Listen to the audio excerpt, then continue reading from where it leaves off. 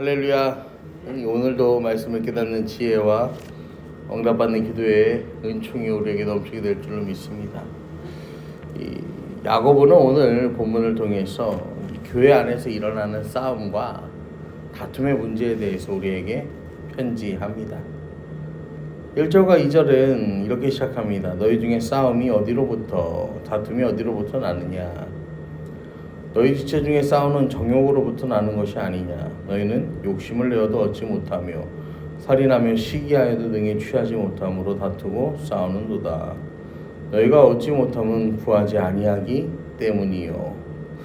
정확하게 어떤 문제가 교회 안에 존재했는지는 알 수 없지만 싸움과 다툼, 살인과 시기 등의 단어를 사용한 것을 보아서 상당히 폭력적인 문제가 교회나 교회 공동체 안 그리고 그것을 이루는 구성원들의 삶 가운데 있었다라는 것을 우리는 볼 수 있습니다.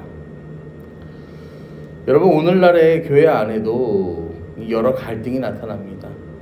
소소한 이 분쟁이 일어납니다. 그런데 이 분쟁이 다툼이 되고 싸움이 순식간에 되죠. 그리고 교회를 분열시키는 문제가 되는 것을 우리는 볼 수 있었습니다. 사도 바울은 고린도전서에서도 이야기하기를 너희가 피차 고발함으로 너희 가운데 이미 뚜렷한 허물이 있나니 차라리 불의를 당하는 것이 낫지 아니하며 차라리 속는 게 낫지 아니하냐 이렇게 이야기합니다. 서로 고발하고 싸우는 바에야 뭐가 낫다는 거예요? 그냥 불의를 당하고 속는 게 낫다라고 바울은 이야기를 합니다. 야고보는 이렇게 교회 안에 싸움과 다툼이 있는 이유에 대해서 이 지체 안에 있는 싸우는 정욕이라고 분명히 밝힙니다. 여러분, 지체라는 것은 우리의 몸을 말하기도 하고 이 교회의 구성원으로도 볼 수 있어요. 그런데 그러니까 그렇게 보면 뭐예요? 내 몸이나 이 구성원이나 다 뭐예요? 내부잖아요, 내부. 그러니까 싸움은 어디에서부터 온다는 거예요? 이 내부에서부터 시작된다라는 것입니다. 싸움의 원인이 다른 곳에 있는 게 아니라 바로 내 안에 있다라고 야고보는 이야기합니다. 남을 비판할 거 없다는 거죠. 문제는 나한테 있다는 거예요. 죄의 뿌리도 나한테 있다는 거예요. 손바닥도 마주쳐야 소리가 나잖아요. 여러분, 갈등이나 다툼도요, 뭐 해야 되는 거예요? 서로 부딪혀야 이게 생기는 거예요. 이 3절에 보시면은 구하여도 받지 못하면 정욕으로 쓰려고 잘못 구하기 때문이라 이야기합니다. 문제는 이 정욕이라는 거죠. 여러분, 이 정욕은 헤도네라고 하는데요. 이 헤도네는요, 쾌락을 이야기합니다. 현대사회의 큰 특징이 뭐냐면요, 쾌락주의예요. 쾌락주의. 그래서 지금은 이제 그런 말이 쏙 들어갔는데 이 욜로라는 말이 있었죠. 근데 지금은 이제 뭐라고 합니까? 지금은 욜로 하면 뭐 어떻게 한다고 해요? 욜로 하면 골로 간다고 이제 그렇게 이야기하잖아요. 이게 뭐냐면은 이게 한때 쾌락을 뭐 하는 거예요? 추구하는 삶이 굉장히 선풍적으로 인기를 끌었어요. 그런데 마치 이게 솔로몬처럼요, 즐길 거 즐기고 놀 거 놀아보니까 어때요? 그렇게 살면 안 된다는 게 이제 사람들의 인식에 다시 새롭게 자리 잡게 되죠. 디모데후서에서도요, 이 말세에 대해 이야기할 때요, 어떻게 이야기하냐면요, 쾌락을 사랑하기를 하나님 사랑하는 것보다 더하는 때라 그렇게 이야기를 해요. 하나님을 배제한 쾌락은요, 여러분, 우리에게 모든 것을 줄 것 같지만 사실은 우리의 모든 것을 빼앗아가는 쾌락입니다. 그러면서 이 야고보가 다시 한번 이야기하는데 뭐라고 이야기하냐면요, 이 너희가 얻지 못함은 구하지 아니하기 때문이요 구하여도 받지 못함은 정욕으로 쓰려고 잘못 구하기 때문이다 라는 거예요. 그러면은 우리가 이제 여기서 오해하면 안 되는데 구하면 다 받는 거야? 그렇게 생각하실 수 있는데요. 우린 분명히 알아야 되죠. 예수님께서도 무엇을 마실까, 무엇을 먹을까, 무엇을 입을까 걱정하지 말라 이야기하시면서 먼저 그의 나라와 그의 의를 구하라 라고 하잖아요. 여러분, 하나님께 우리가 구할 때 이 구하는 것에 올바른 구함이 있어야 한다라는 거죠. 그럼에도 불구하고요, 우리가 구하라 그러한 권면을 듣는 이유는 뭐냐면요, 여러분, 하나님이 주시든 안 주시든 간에요, 구하는 자리에만 나가도 그건 뭐예요? 이 사람의 믿음이요 한 단계 뭐 하는 거예요? 성숙하는 거예요. 더 이상 세상에서 뭘 쫓지 않는 삶이 되는 거예요. 쾌락을 쫓지 않는 삶이 되는 거죠. 뭐를 쫓는 삶이 되는 거예요? 하나님 나라의 신령한 것을 쫓는 삶이 되는 거잖아요. 여러분, 내가 구한다고 뭐가 달라지겠어? 내가 기도한다고 뭐가 변하겠어? 그냥 이렇게 살면 되는데 내 삶에 경건을 조금 더한다고 그게 뭐가 특별해지겠어? 그렇게 생각하지 마세요. 우리가요 그 자리로요 한 걸음이라도 더 나아갔다라는 것, 그것이 우리를요 변화되게 만듭니다. 그것이 우리를 한 걸음 더 성숙하게 만듭니다. 그러면서 4절부터 이제 말씀을 보면요, 야고보는 계속해서 이야기해요.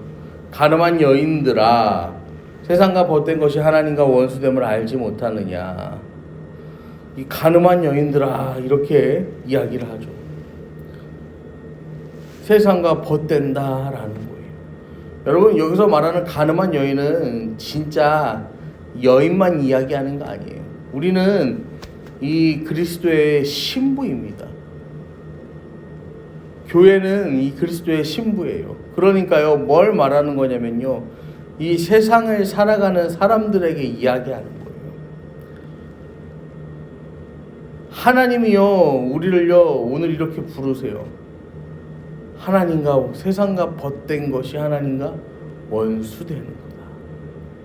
벗이라는 말은요 이 당시에 어떻게 쓰이냐면요, 영적으로 육체적으로 하나가 되어서 모든 것을 공유한다라는 뜻이에요. 그러니까요, 세상과 벗된다라는 거는요, 그 안에요 하나님이 들어갈 자리가 있다는 거예요, 없다는 거예요? 없다는 거예요. 하나님이 우리한테요 그 놀라운 사랑을 허락하셔요. 그리고 그걸 경험해요. 그런데요, 그 시대에도 이미 어땠다는 거예요, 사람들은요? 그 안에 하나님이 들어올 틈조차도 없는 이 현실을 야고보가 이야기하는 것입니다. 5절에도 보시면 너희는 하나님이 우리 속에 거하게 하신 성령이 시기하기까지 사모한다 하신 말씀을 헛된 줄로 생각하냐 라고 이야기해요. 6절도 보면 그러나 더욱 큰 은혜를 주시나니 그러므로 일렀으되 하나님이 교만한 자를 물리치시고 겸손한 자에게 은혜를 주신다 하였느니라. 여러분, 어거스틴이 그런 말을 했어요. 하나님은 불가능한 것을 명령하지 않는다. 명령하시는 하나님은 그것을 이룰 수 있는 힘 또한 우리에게 건네 주신다. 여러분, 우리가 하나님의 사랑을 받는 것처럼요, 하나님을 사랑할 수 있는 능력도 하나님이 주세요. 하나님을 사랑하는 것조차도 하나님이 우리에게 주신 능력이에요. 사랑받는 능력도 사랑하는 능력도 다 하나님이 주셨다라는 거예요. 그러니까 7절에 그러문즉 너희는 하나님께 복종할지어다. 마귀를 대적하라. 그러하면 너희를 피하리라. 하나님을 가까이 하라. 그리하면 너희를 가까이 하시리라. 죄인들아 손을 깨끗이 하라. 두 마음 품은 자들아 마음을 성결하게 하라. 슬퍼하며 애통하며 울지어다. 너희 웃음을 애통으로 너희 즐거움을 근심으로 바꿀지어다. 주 앞에서 낮추라. 그리하면 주께서 너희를 높이시리라. 우리가 뭘 하라는 게 아니에요. 하나님께서 우리를 그렇게 대 주시니까 우리는 거기에 뭐 하라는 거예요? 반응하라는 거예요. 우리가 특별히 뭘 어떻게 해서 하나님을 만족하게 하고 하나님을 기쁘게 하라는 게 아니라 하나님이 이미 우리에게 허락하신 이 은혜들이 있으니까 우리는 거기에 반응하라는 거예요. 반응하라는 거예요. 여러분, 그런 시가 있어요. 김한영님의 울꽃이라는 시인데 이거예요. 할머니 어디 가요? 예배당 간다. 근데 왜 울면서 가요? 울려고 간다. 왜 예배당 가서 울어요? 울 데가 없다. 여러분, 우리가 울 때, 우리가 울 곳, 우리가 눈물을 흘릴 곳, 우리가 다 쏟아낼 곳, 여러분 거기는 어디밖에 없어요? 주님 앞밖에 없어요. 교회밖에 없어요.